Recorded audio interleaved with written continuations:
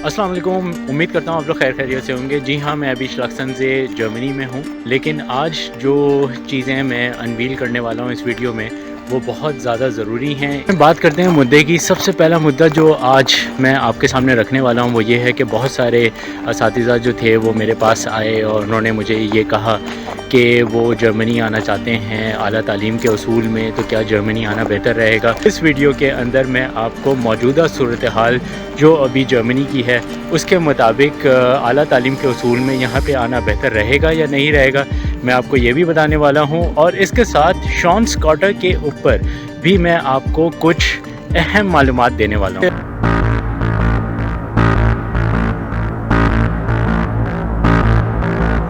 असातिज़ा जो यहाँ पे आते हैं वो एक ख्वाब अपने आँखों में बसा के लेके आते हैं कि उनकी ज़िंदगियाँ बदल जाएंगी जब वो जर्मनी आ जाएंगे और वो ढेर सारा पैसा कमा सकेंगे और मीन्स अपने घर को भी सपोर्ट कर सकेंगे। लेकिन हकीकत जो है वो इससे बिल्कुल बरक्स है, क्योंकि जर्मनी के मौजूदा हालात इतने बेहतर नहीं हैं। अगर आपने मेरी नाजुक सूरत हाल एपिसोड 2 नहीं देखी तो आप वो वीडियो यहाँ पे जाके देख सकते हैं। उस वीडियो में मैंने तमाम अनासर के ऊपर खोल के लोगों को बताया है कि मौजूदा सूरत हाल जर्मनी आने के लिए बेहतर है कि नहीं है। इस वीडियो के ज़रिए मैं एक मिथ तोड़ने वाला हूँ। श्रीलंका में, पाकिस्तान में, बांग्लादेश में, हिंदुस्तान में जो लोग मुकीम हैं वो ये समझते हैं कि अगर वो अपने मुल्क छोड़ के बाहर आ जाएंगे तो ये जन्नत नज़ीर वादी है और यहाँ पे आने के बाद वो बहुत सारे पैसे कमाएंगे, अमीर हो जाएंगे और यहाँ पे एक अच्छी ज़िंदगी बसर कर सकेंगे अपने बीवी बच्चों के साथ और बहुत सारा पैसा अपने मुल्क वापस ले जा सकेंगे। लेकिन हकीकत में जो मनाजिर हैं वो बिल्कुल मुख्तलिफ हैं। लेकिन जितने नए आने वाले लोग हैं उनके लिए अब मुश्किलात बहुत ज़्यादा संगीन हैं, क्योंकि डिफरेंट यूरोपीय ममालिक के जो वीज़ा कवानीन हैं वो भी बदल रहे हैं, शहरियत के कवानीन भी बदलते जा रहे हैं और बहुत सारे ममालिक ने शहरियत को रिवोक करने के मामलात पे भी गौर करना शुरू कर दिया है, क्योंकि यूरोप के माशी बहरान और यूरोप के अंदर बढ़ते हुए जराइम को मद्देनज़र रखते हुए बहुत सारी हुकूमतें इस बात पे मजबूर हो गई हैं कि जिन लोगों को शहरियत दे दी गई है उनसे शहरियत वापस कैसे ली जा सके। लिहाजा बरतानिया में, स्वीडन में, डेनमार्क में, नॉर्वे में ये कवानीन पहले ही पार्लियामेंट में ज़ेर बहस हैं। लेकिन इसके बावजूद 2025 में जर्मनी के अंदर जो इलेक्शंस होने वाले हैं उसके अंदर भी ये ऐसे ही कुछ कवानीन जो हैं सुनने को मुतवक्के हैं। लेकिन जर्मन हुकूमत ये समझती है कि उनसे वो शहरियत वापस ले ली जाए मुख्तलिफ़ वजूहात की बुनियाद पे, तो ये होना भी मुमकिन होगा। जो यहाँ पे आना चाह रहे हैं वो अपने आँखों में बहुत सारे ख्वाब बसा के ना आएँ। बेशक आप ज़रूर आएँ, लेकिन रियलिटी चेक ज़रूर रखिएगा, क्योंकि अभी के जो हालात हैं इन हालात में आपको नौकरियाँ मिलना, ख़ास तौर पे स्टूडेंट जॉब या और जॉब मिलना भी महाल हो गई है। तो लिहाजा आप सोच समझ के आएँ। आप ये मत सोचिएगा कि आप यहाँ पे एयरपोर्ट पे उतरेंगे और नौकरी आपको प्लेट पे मिल जाएगी और आप एक अच्छी ज़िंदगी गुजार रहे होंगे।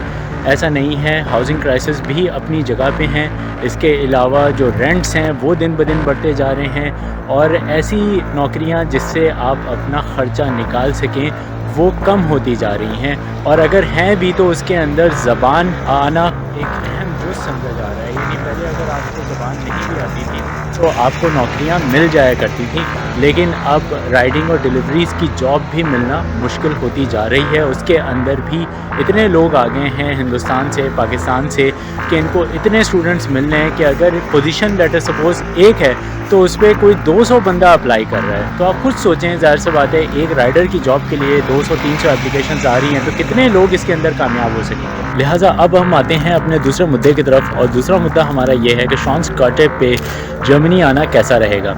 देखिए, जो मौजूदा हालात हैं वो इतने अच्छे नहीं हैं, जैसे मैं इस वीडियो में भी कह चुका हूँ कि रोज़गार इतना ज़्यादा है नहीं। दूसरी बात ये कि अगर जॉब्स हैं भी तो उसके अंदर जर्मन लैंग्वेज रिक्वायरमेंट बहुत ज़्यादा सख्त कर दी गई हैं। याद रहे कि इससे पहले آپ آرام سے انگریزی زبان میں بھی جابس لے سکتے تھے آئی ٹی سپورٹ کے اندر. نوکریوں کے اصول کے اندر بھی یہ لوگ کم سے کم بھی B2 یا C1 لیول جرمن ریکوائر کر رہے ہیں. اگر آپ کو میری بات پہ یقین نہیں آتا تو آپ اسٹیپ سٹون یا پھر لنکڈ ان یا پھر دوسری ویب سائٹس کے اوپر جا سکتے ہیں. وہاں پہ آپ جاب ڈسکرپشن دیکھ سکتے ہیں. آپ کو بخوبی طور پہ اندازہ ہو جائے گا جو بات میں کر رہا ہوں اس میں کتنی حقیقت موجود ہے. اور آپ فلٹر لگا کے یہ بھی دیکھ سکتے ہیں کہ انگلش اسپیکنگ جابس کتنی ہیں اور پیور جرمن اسپیکنگ جابس کی ریکوائرمنٹ کتنی ہے. تو آپ کو خود ہی اندازہ ہو جائے گا کہ اگر وہاں پہ کوئی 1000 نوکری ہوگی تو اس میں سے مشکل سے کوئی 1 نوکری 2 نوکری یا مشکل سے کوئی 5 نوکریاں ایسی ہوں گی جس کے اندر انگلش اسپیکنگ ریکوائرڈ ہوگا. باقی 999 نوکریاں جو ہوں گی وہ آپ سے ٹھیٹ جرمن مانگ رہی ہوں گی. یہ اوپر بہت کم ولاگس بنے ہیں, بہت کم ولاگرز نے اس کے اوپر ابھی تک بات کی ہے. اور وہ بات یہ ہے کہ ایک زمانے سے اس بات کا شور مچا ہوا ہے کہ جرمنی کو اسکل ورکر ریکوائرڈ ہیں. جرمن گورنمنٹ کے کو بھی اگر دیکھا جائے تو وہ بھی اس بات کے اوپر پردہ رکھے ہوئی ہے کہ اس کو اسکل ورکر ریکوائرڈ ہیں. لیکن کس قسم کے اسکل ورکر ریکوائرڈ ہیں؟ آپ کہیں بھی جائیں, آپ ان کی ویب سائٹ پہ جائیں, وہاں پہ لکھا ہوا ہوگا کہ 3000 skill workers required in Germany یا جرمنی شارٹیج ان اسکل ورکرز. لیکن جب آپ ڈیپ ڈائیو کرنے کی کوشش کریں کہ یہ کون سے اسکل ورکرز ہیں جو ان کو چاہیے تو اس کے اوپر زیادہ انفارمیشن جو ہے وہ موجود نہیں ہے. لہٰذا میں آپ کو آج بتاتا ہوں کہ یہ اسکل ورکرز جو ان کو چاہیے یہ کس قسم کے ہیں. لہٰذا یہ بات یاد رکھیے گا کہ جو اسکل ورکرز جرمنی کو چاہیے وہ آئی ٹی پروفیشنل ہیں, لیکن اس میں کم سے کم بھی C1 لیول کی کوالیفیکیشن چاہیے, یعنی C1 لیول آپ کا ہونا چاہیے ایٹ لیسٹ.